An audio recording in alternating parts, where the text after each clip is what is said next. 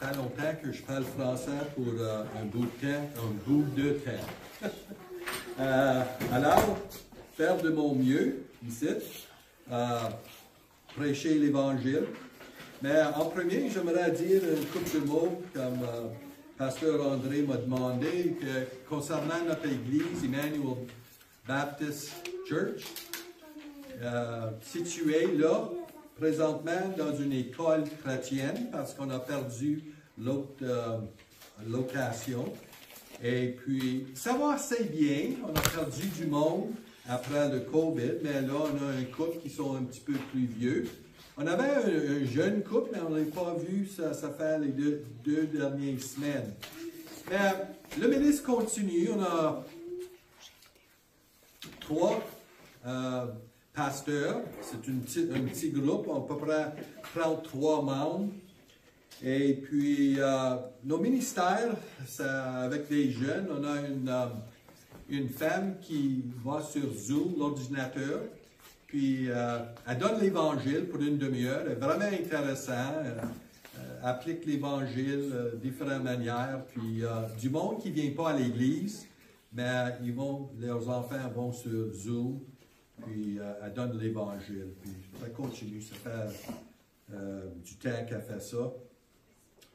Notre réunion de première, il y a 3 différentes places, Barrhaven, ma place, puis même Limoges, ouais, à Embrun. Embrun. Et puis, il y a 3 places où ce qu'on. Le ministère pour les jeunes, vendredi soir, dans notre location où je demeure, ça continue, ça fait 5-6 ans, là. Puis, on a même un garçon, il était tout petit, après son âge.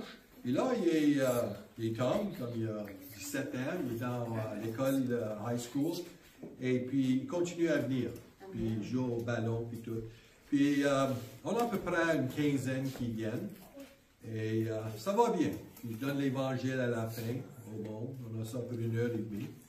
Puis j'ai continué avec faire la nourriture pour les autres. Il vient à ma maison après. Puis il mange. Parce qu'on a des Nigériens, des garçons, et ça mange. Okay, so, il faut les limiter à quoi? 3 hamburgers, c'est tout. OK, so on a ça chaque vendredi. Puis ça va assez bien. Le problème, c'est que où est-ce qu'on est, la location, c'est dur à leur emmener là-bas parce que c'est dans le hall de Ottawa, quand même. C'est pas dans le centre-ville où ce qu'on avait avant. Ça a l'air de les transporter là. J'aimerais ça, de les emmener à l'école dimanche, puis les réunions, mais présentement, c'est un petit peu difficile. L'autre chose, on a un ministère, c'est nouveau, avec les Chins. Les autres sont de Myanmar, vous avez entendu ça sur la nouvelle. Et puis, ma femme n'est pas ici parce qu'elle t'a prêt à instruire ma classe, à peu près 7 à 11-12 ans. Puis, on a commencé avec 13 dans ma classe, mais ça a réduit à peu près à 6, 4 ou 6, ça dépend. Puis, on va improver ça. Je vais visiter les familles.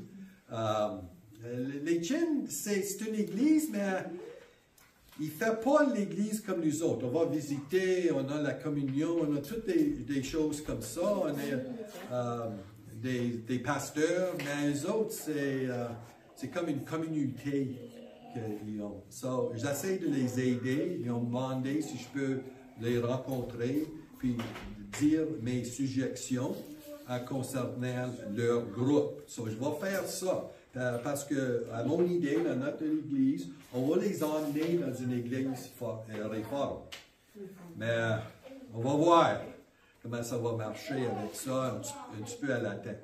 So, on donne l'école du dimanche aux Chins. Comme je dis, ma femme va faire les tout petits, à peu près à 5 ou 6. Moi, j'ai à peu près à 4 à 6. Et je fais les plus vieux. Donc, je fais ça chaque dimanche après notre réunion à Emmanuel. So, le dimanche, on est un petit peu occupé avec ça. Une disappointment, c'est dur à dire cette nuit. c'est qu'on avait une ministre avec les Arabiques, mais eux autres ils ont arrêté ça parce qu'ils veulent les instruire dans leur propre langue.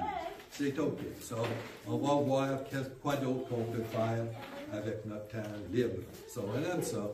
Ma femme, elle me dit, OK, moi, j'aime aller, puis elle essaie de me faire être un petit peu plus tranquille avec ça. Et il y a un petit bout de temps dans notre vie, puis on parle. C'est à peu près tout. Je ne peux pas penser à rien d'autre que nos ministères. Je veux commencer un programme de français comme deuxième langue pour les Nigériens, pour les Tchins, pour n'importe qui sont intéressés. Puis il va faire ça, puis je vais user la Bible comme le livre de lire et tout. J'espère que la petite fille va m'aider, peut-être à prononcer les mots. Il y a un centre de communauté près de nous autres, le Welcome Center, et eux autres, ils disent qu'ils vont me laisser l'avoir pour 10 piastres par heure, parce que nos profits. So, j'aimerais faire ça cet été.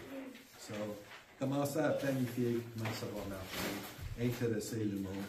Et puis en même temps, 1 heure de français, 1 heure et 10 minutes. Puis après ça, il sort, il joue alentour, il y a une place pour les jeunes, il y a un cours de ballon. Puis après ça, ils vont rentrer, ils vont manger un petit peu, toujours manger. Et ça va durer à peu près 3 heures en tout. Puis après ça, on les transporte et on les donne aux parents. J'espère de faire ça. Ça, c'est le programme dans mon idée. Ça, c'est les ministres à Emmanuel Baptiste pour le présentement. Puis, prie pour nous autres, comme on prie pour vous autres. Alors, on va tourner à l'Apocalypse, chapitre 16. Je devrais lire tout ça, le chapitre. Je vais essayer de faire ça assez vite. OK, chapitre 16, l'Apocalypse. Et j'entendis une voix forte qui venait du temple et qui disait aux 7 anges, « Allez et versez sur la terre les 7 coupes de la colère de Dieu. » Le premier alla et il versa sa coupe sur la terre. Et un ulcère malin et douloureux frappa les hommes qui avaient la marque de la bête et qui adoraient son image. Le second versa sa coupe dans la mer, et il devint du sang comme celui d'un mort, et tout être vivant mourut, tous ceux qui étaient dans la mer. Le troisième versa sa coupe dans les fleuves et dans les sources d'eau, et ils deviennent du sang. Et j'entendis l'ange des eaux qui disait, « Tu es juste, toi, qui est et qui était. Tu es saint parce que tu as exercé ce jugement, car ils ont versé le sang des saints et des prophètes, et tu leur as donné du sang à boire. Ils le méritaient. » Et j'ai entendu un autre ange qui, de l'autel, disait, « Oui, Seigneur Dieu, Tout-Puissant, tes jugements sont véritables et justes. » Le quatrième versa sa coupe sur le soleil, et il lui fut donné de brûler les hommes par le feu. Les hommes furent brûlés par une grande chaleur, et ils blasphémèrent le nom de Dieu, qui a l'autorité sur ses fléaux, et ils ne se repentirent pas pour lui donner la gloire. Le cinquième versa sa coupe sur le trône de la bête, et son royaume fut couvert de ténèbres. Les hommes se mordaient la langue de douleur. Ils blasphémèrent le Dieu du ciel à cause de leur douleur et de leur ulcère, et ils ne se repentirent pas de leurs œuvres. Le sixième versa sa coupe sur le grand fleuve Euphrates, et son eau tarit pour préparer la voie aux rois qui viennent de l'Orient. je vis sortir de la gueule du dragon, de la gueule de la bête et de la bouche du faux prophète, 3 esprits impurs, semblables à des grenouilles. Car ce sont des esprits de démons qui font des prodiges et qui vont vers les rois de toute la terre, afin de les rassembler pour le combat du grand jour du Dieu Tout-Puissant. Voici, je viens comme un voleur, heureux celui qui veille et qui garde ses vêtements, afin qu'il ne marche pas pu et qu'on ne voit pas sa honte. Ils les rassemblèrent dans le lieu appelé en hébreu Armageddon. Le 7e verset s'écoute dans l'air. Et il est sorti du temple du trône une voix forte qui disait, c'en est fait. Et il eut des éclairs, des voix, des coups de tonnerre et un grand tremblement de terre, tel qu'il n'y en avait jamais depuis que l'homme est sur la terre. Et la grande ville fut divisée en 3 parties. Les villes de nations tombèrent et Dieu se souvint de Babylone, la grande, pour lui donner la coupe du vin de son ardente colère. Toutes les îles enfuirent et les montagnes se furent pas retrouvées.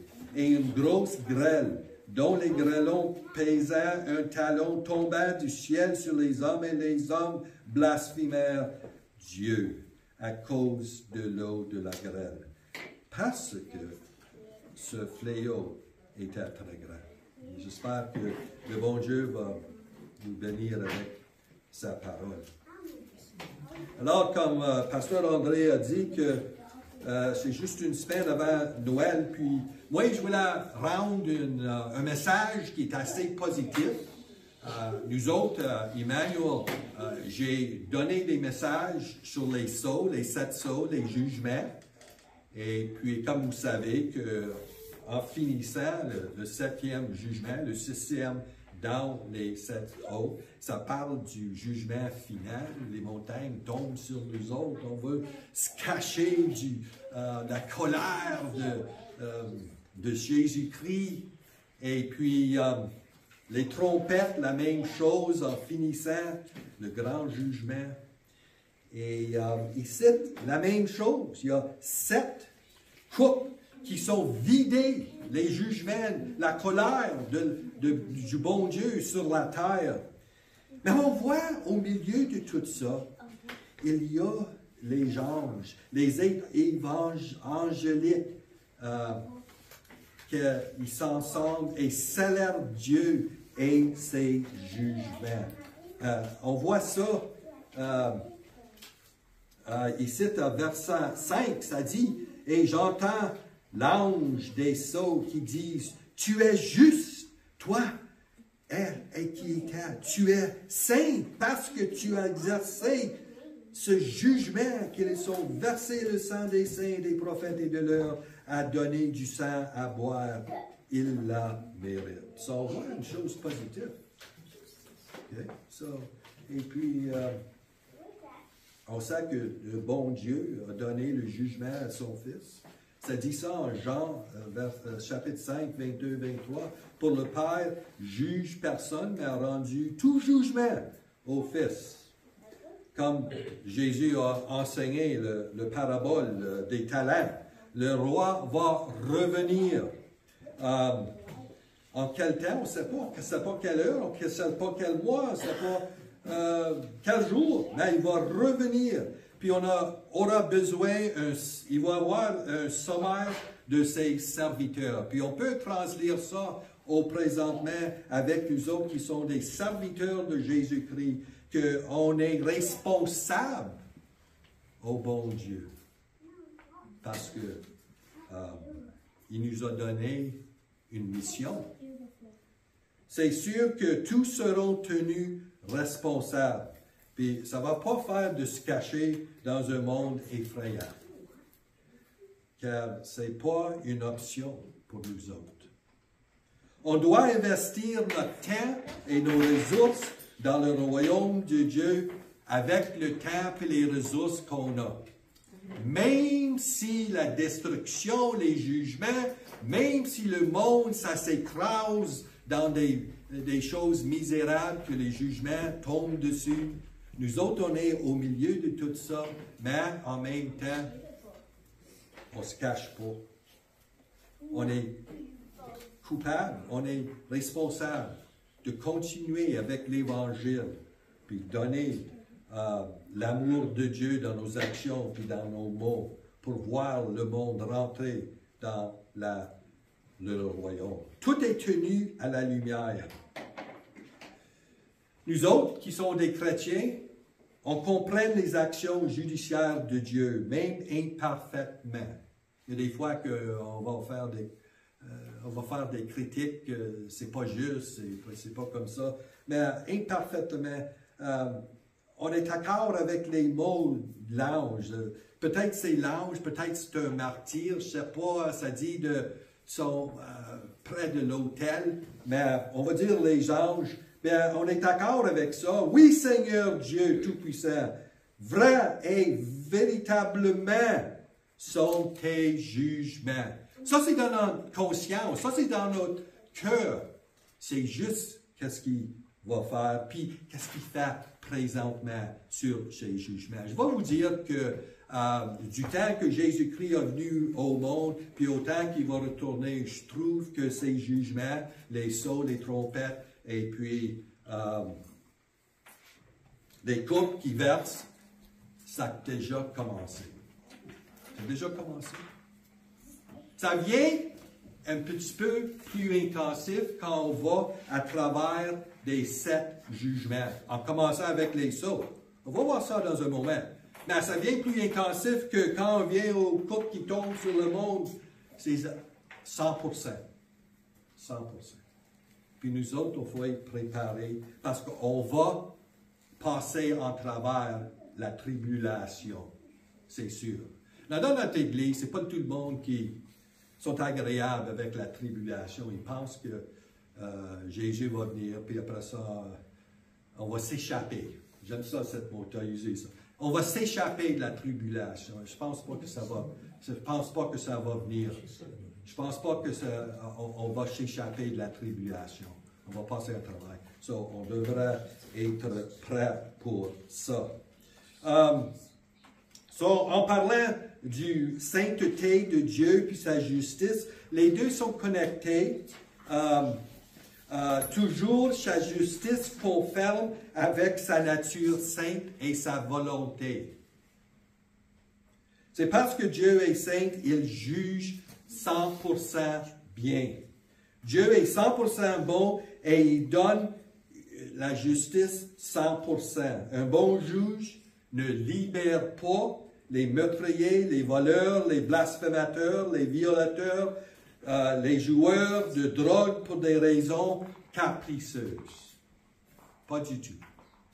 Et puis, dans une société, un bon juge montre la justice et la compassion, spécialement aux victimes, mais il montre la justice aux ceux qui commettent ces péchés. Si ce n'était pas comme ça, il y aura une disjonction, une séparation dans les morales de la société. Une société sans morale invite le désordre. Les résultats soient que les gens vivront dans la peur. Alors, je vais transférer spirituellement d'un juge humain à un juge du ciel. Spirituellement, la justice de Dieu nécessite une punition pour tout péché, pour sa gloire et pour son nom. Ça, c'est qu'est-ce que la Bible instruit. En regardant ces jugements, on fait des comparaisons, des contrastes. Les sceaux, les trompettes, on compare ça, les jugements, avec les coupes. Puis on voit qu'il y a une ressemblance entre les séries de jugements. Si on compare ça des sceaux aux trompettes, puis même ici à les coupes. Il y a 3 choses qui arrivent il y a une répétition des jugements. Ce n'est pas mot à mot. C'est la terre, puis c'est la mer, c'est l'atmosphère. Il y a des fléaux. Et puis on peut comparer, on peut voir que c'est comparable. Puis dans ces événements apocalyptiques, le colère de Dieu sur les hommes et les péchés sont donnés. Au milieu de ces événements mondiaux se trouve la réaction positive des anges. Et puis du ciel elle-même, parce qu'il parle de la bénédiction concernant le caractère et les jugements de Dieu. Même là, on sait qu'ils réjouissent à les jugements de notre bon Dieu. Puis, on peut voir dans le chapitre 15 qu'il y a le chant de Moïse. Il cite, regardez bien, il cite, c'est 5, je pense. 2, 3, 4, 5. Il chantait le cantique de Moïse, le serviteur de Dieu, et le cantique de l'agneau en disant, « Tes œuvres sont grandes et admirables, Seigneur Dieu Tout-Puissant. Tes voies sont justes et véritables, Roi des nations, qui ne craindra, Seigneur, et ne glorifiera ton nom. Car seul tu es saint, en toutes les nations viendra et l'adorera, parce que les jugements ont été manifestés. » On voit que le chanson de Moïse et le chanson de l'agneau, c'est la même chanson. La chose est, quand on regarde l'Exode, chapitre 15, 1 à 20, on voit que les peuples de Moïse ont été délivrés de l'Égypte et puis de le Pharaon. Puis l'autre bord de la mer Rouge, il y avait une chanson. Puis la chanson, c'est concernant la délivrance physiquement de le pays de Pharaon. Mais ça, c'est le chant de Moïse. Mais en traversant nos vies, on voit que la bénédiction, la chanson de l'agneau, c'est la délibération de l'esclavage spirituel, de nos péchés. Il a brisé ça. Jésus-Christ, c'est l'agneau, c'est une chanson. OK?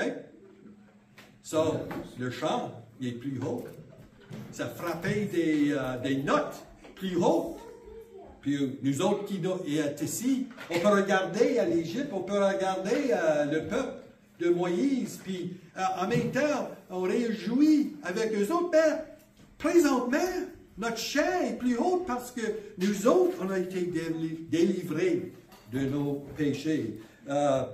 L'esclavage de Satan, a été brisé. So, on réjouit. Alléluia.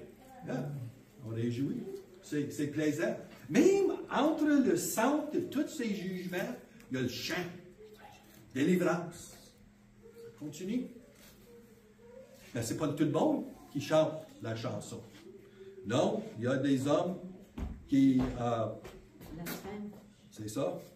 Qui maudit, comme maudit Dieu. Tu peux interpréter... j'aime pas ça dire le mot maudit, à cause que quand j'étais jeune, puis dans ma famille, mon père, il usait ce mot beaucoup. Il disait toute sorte d'affaires, puis moi, je lis la Bible en français, je vois le mot maudit, puis ça blasphème le bon Dieu. Puis il y a du monde ici dans le monde, puis on voit ça ici dans tous les jugements. En verset 8, le monde qui blasphème le bon Dieu ne sont pas comme le peuple de Dieu. Pourquoi pas? Ça dit ici, et il fut donné, brûlé l'homme par le feu. Les hommes furent brûlés par une grande chaleur et ils blasphémèrent le nom de Dieu. Même ils ne répondent pas non plus. Ils blasphèment, puis ils ne tournent pas de leur péché en milieu de tous ces jugements. Ça, c'est verset 8.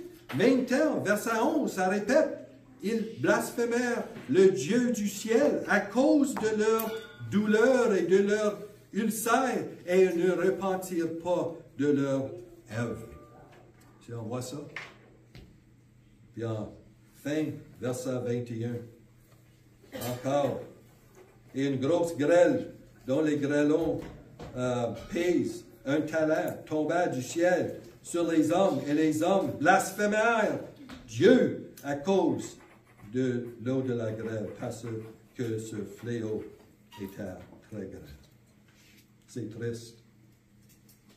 C'est triste. Parce que Dieu, dans sa colère, en même temps, il donne raison pour repentir. Parce qu'il y a les jugements. C'est comme nous autres. Quand on regarde à notre salut, Dieu a amené des choses dans notre vie qui nous a fait penser de tourner vers lui. Il a amené des choses difficiles. C'est pas quelqu'un qui dit « Oh, ma vie va bien ». Puis Dieu amène encore des bonnes choses encore, puis peut-être je vais tourner. Non, il a ôté les bonnes choses. Puis il a renforcé que ça veut dire de perdre l'espérance dans le monde, puis regarder à Dieu, puis dire, Dieu, je me te donne dans la foi, parce que je ne peux pas continuer comme ça. Puis il t'écrase avec tes péchés. C'est comme ça qu'on tourne dans le salut. Puis une fois on tourne au salut comme ça, on est avec lui pour l'éternité. Il nous bénit avec ça.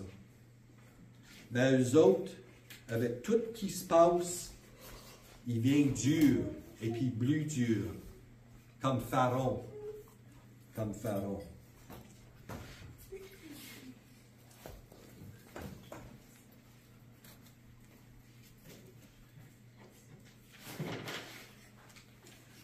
Alors, on compare chapitre 16, verset 15. Voici, je viens comme un voleur. Heureux celui qui veille et qui garde ses vêtements, afin qu'il ne marche plus pas nu et qu'on ne voit pas sa honte. On se demande pourquoi pas qu'il tourne. Puis Jésus-Christ nous donne la réponse. C'est parce que, ici, ils n'ont pas les vêtements. Ils n'ont pas les vêtements purs. Ils ne s'apportent pas la manière que Dieu nous appelle de venir. Il nous appelle de venir pour mettre des vêtements purs. Puis les vêtements purs, c'est acheté avec le sang de Jésus-Christ. C'est pas avec nos vêtements qui sont impurs qu'on peut s'approcher à Dieu puis être sauvé. Puis, souvent, il nous avertit qu'il va venir. Il va venir. En Apocalypse, chapitre 3, verset 3, il parle aux églises, premier siècle, puis il leur dit que je peux venir n'importe quel temps, de vous réveiller, puis attendre mon retour. Deuxième Pierre, chapitre 3, verset 10. On devra avoir la vigilance de persévérer dans la doctrine de Dieu, de travailler pour l'Évangile. Ça, ce n'est pas la manière du monde qui ne sont pas sauvés.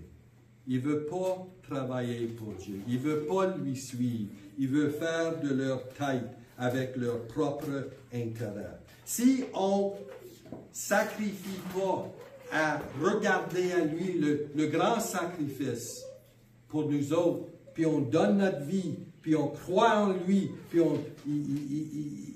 il nous excuse de nos péchés sur la croix.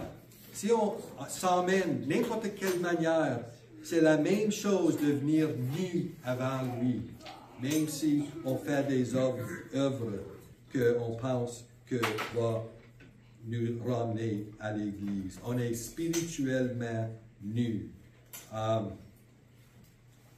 On compare chapitre 16, verset 15, à l'Apocalypse 22, verset 15. « Bienheureux sont ceux qui lavent leur robe, afin qu'il ait le droit à l'arbre de vie et qu'il puisse entrer dans la ville par les portes. » Puis en verset 15, il dit « Les chiens et les sorciers et les meurtriers sexuellement immoraux et les meurtriers et les idolâtres et tous ceux qui aiment et pratiquent le mensonge. » C'est intéressant qu'ils mettent en premier, ils citent les chiens.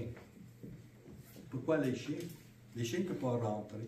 C'est parce que dans ce temps-là, les chiens étaient en dehors des clôtures, puis tout, puis ils allaient dans la rue, puis ils mangeaient n'importe quelle chose impure. Il commence avec ça. Il dit, les chiens ne peuvent pas rentrer. Les sorciers ne peuvent pas rentrer. N'importe quelle impurité dans notre vie, on ne peut pas rentrer avec ça dans le royaume de Dieu. Il faut avoir les vêtements, les linges qui viennent de l'agneau de Dieu, Jésus-Christ. Alors, c'est pour la raison qu'il n'y a pas de... Il ne réjouit pas dans le Seigneur, même le temps de Noël. Jésus-Christ n'est pas au milieu de leur vie, c'est tout autre. Ils sont nus, ils ne sont pas vêtus dans l'eau, dans le propre linge qu'on est donné en la croissance de Jésus-Christ. Alors, comment ça? Comment le monde vient qui ne sont pas sauvés? Well, ils ont des excuses.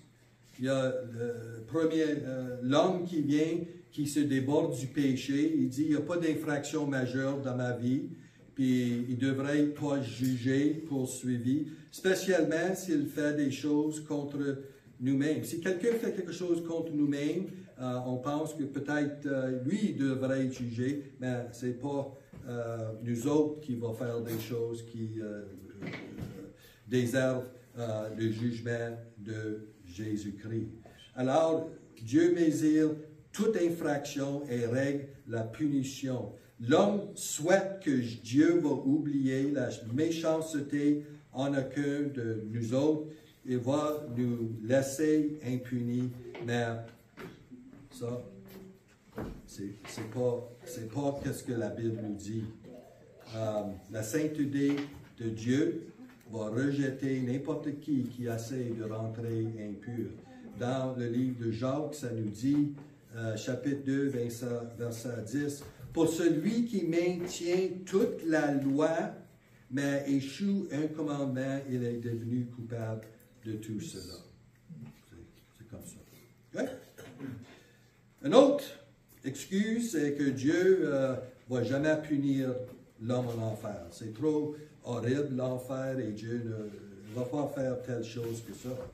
On croit en Jésus-Christ. Jésus-Christ est compassionnant, il va laisser tomber tous les péchés, il va tolérer tout ça.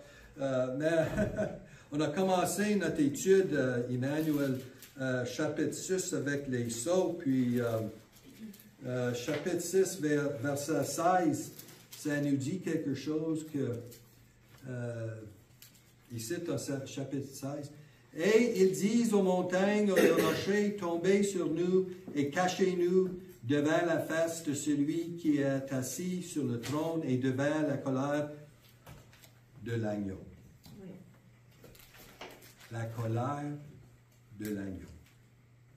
Si je n'aurais pas dit ça, on aurait dit, ouais, c'est le Vieux Testament, la colère de Dieu. C'est la colère de Jésus-Christ. Ça ne peut pas dire que Jésus va accepter n'importe qui. Il y a une image terrifiante dans l'Apocalypse qui se trouve en chapitre 19, verset 15. C'est une image qui est double. On va regarder à ça, verset 15. Ça parle de Jésus-Christ. Dans sa bouche sortant une épée aiguë pour frapper les nations. Et il pétra avec une verge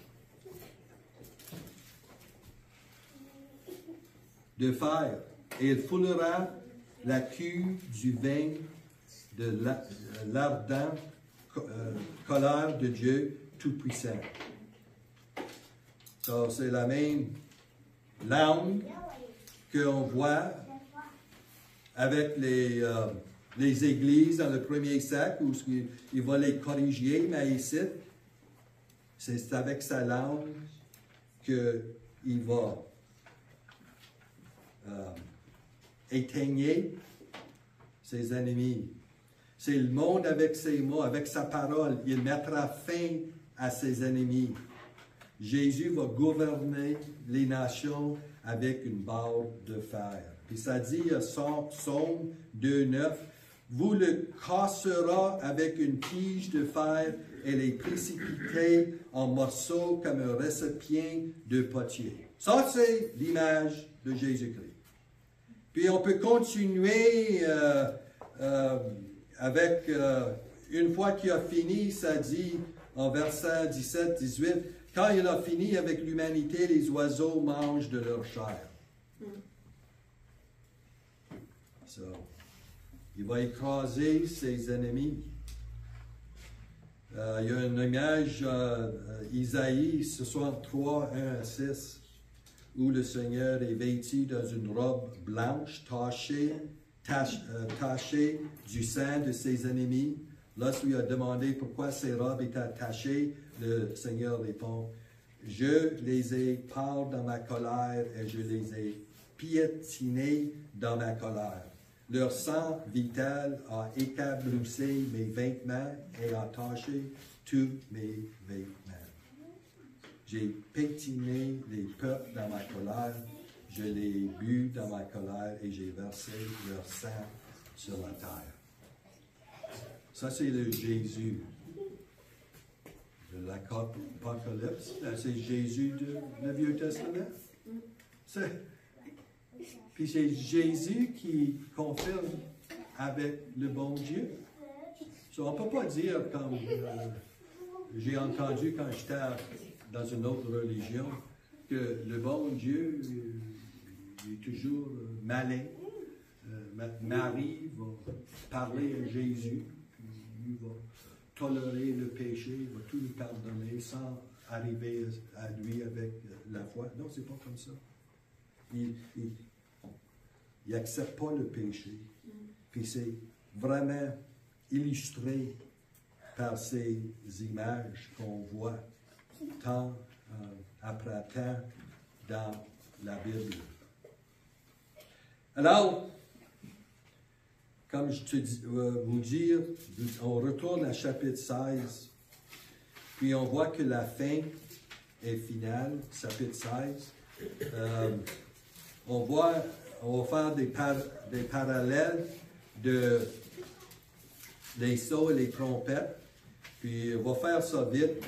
Chapitre 6, verset 8. Ça, c'est les sceaux. Puis on va voir l'intensité qui va continuer. L'Apocalypse, chapitre 6, verset 8. OK.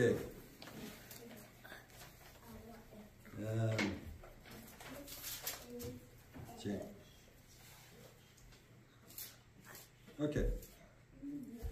So, ici, au milieu du jugement, avec les sceaux, ça dit, « Je regardais, voici, parut un cheval d'une couleur verdâtre.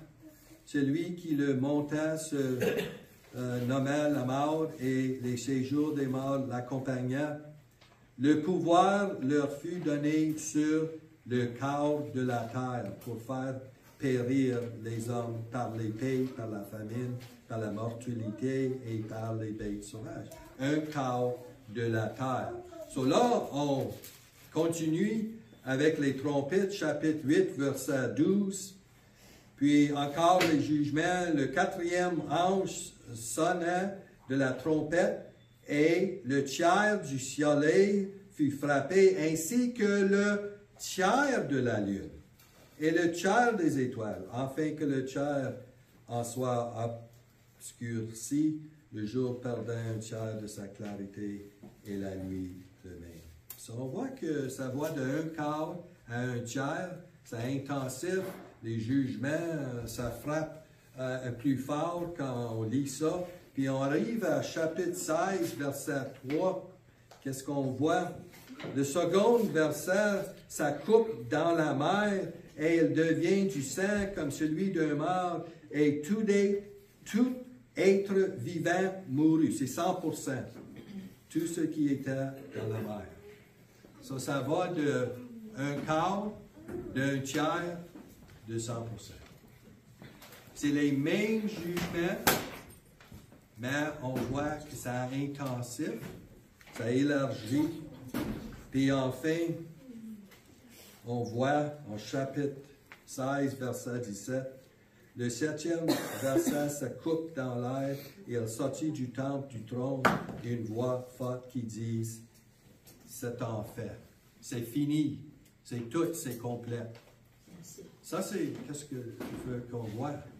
Que ça commence, c'est les jugements, puis c'est dur, ça vient plus dur dans les prochains 7, puis ça vient énormément dur dans le 7e, mais ça nous dit que c'est fini. Les jugements sont finis. Ça nous fait rappeler cette phrase, c'en est fait, c'est fini. Il n'y a plus de merci, juste le jugement qui tombe sur le monde. Mais ça nous fait rappeler à les mots de Jésus-Christ quand il était sur la croix. Puis il a dit enfin que c'est fini, que toute sa souffrance, que la colère de Dieu, pour le moment, a tombé toute sur Jésus-Christ. Puis en effet, nous autres, on a été pardonnés nos péchés parce que c'est la colère qui a frappé Jésus-Christ. On est content avec ça, on se réjouit pour ça. Mais en même temps, on voit que toute la colère de Dieu, la coupe est complètement vidée. Ici, où ce que les autres jugements, on voit le sceau, on peut dire, il ouvre ça, okay, la trompette, ça donne l'avertissement, mais la coupe, ça tombe tout. Sur la colère, sur le monde. Le monde entier. Pas un quart, pas un tiers, mais 100%. C'est fini. Mon père me disait ça, des fois, quand je faisais il dit, tu fais ton mal. Il dit, c'est fini. Je me rappelle de ça parce que ça veut dire je vais avoir une punition qui va être énorme. Alors, avec le monde, ça vient à ça.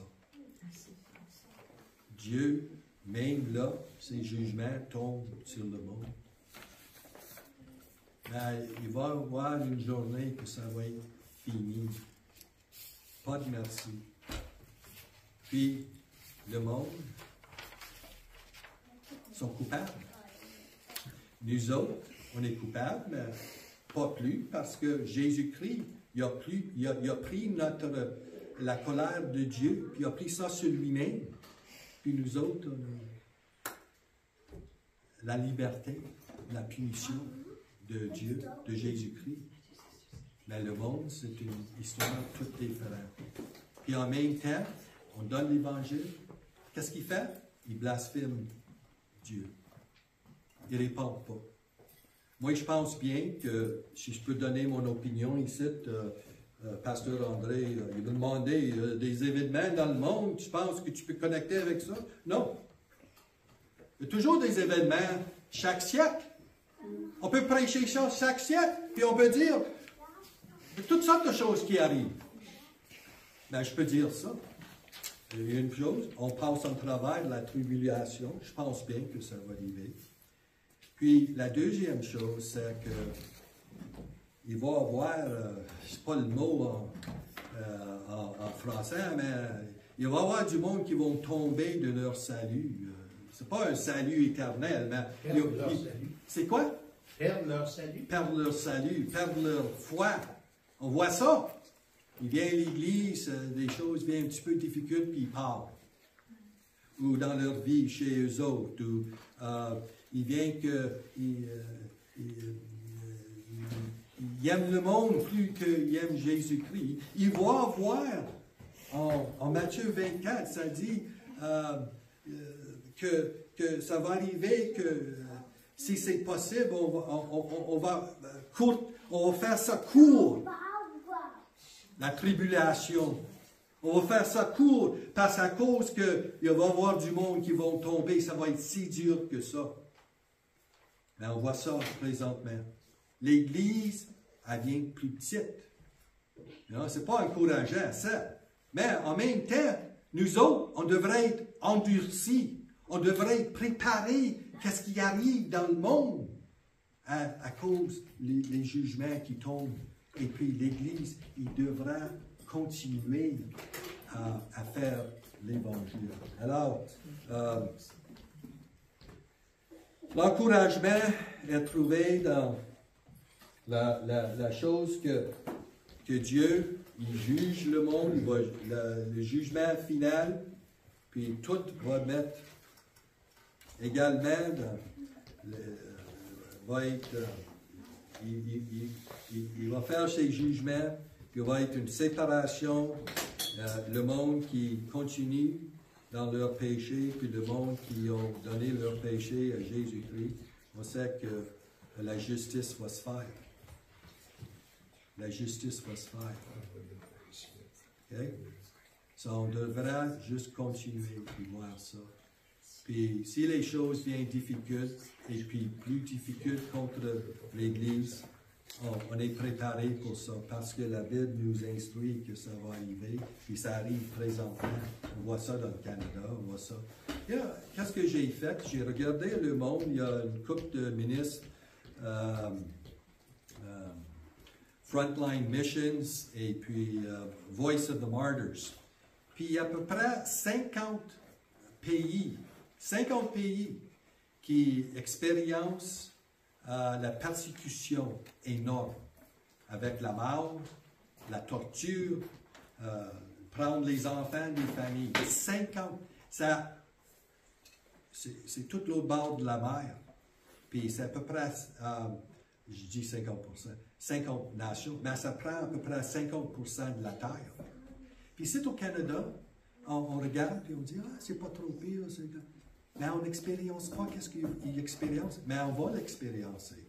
On va l'expériencer. Il faut se préparer pour ça, parce que ça arrive. On peut voir ça dans le gouvernement, on peut voir ça dans toutes les choses alentour de nous. Mais Dieu, il nous aide, il nous prépare par dire que la tribulation va continuer, puis ça va intenser, puis on faut se préparer pour ça, puis être plus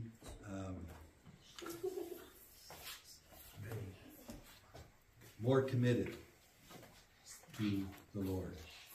OK, je vais arrêter là. Puis, est-ce que je prie ou quoi? Oui. Okay. Mon Dieu, on vous remercie pour votre évangile, pour l'Église. On sait c'est dur, ça va être plus dur dans le futur. On sait la tribulation, c'est les jugements de vous autres, la colère qui est versée sur la terre, ça va intensifier, élargir,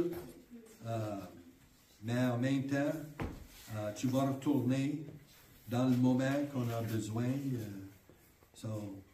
L'Église va être sauvée. On vous remercie pour ça. Dans le nom du Seigneur, Jésus-Christ. Amen. Amen.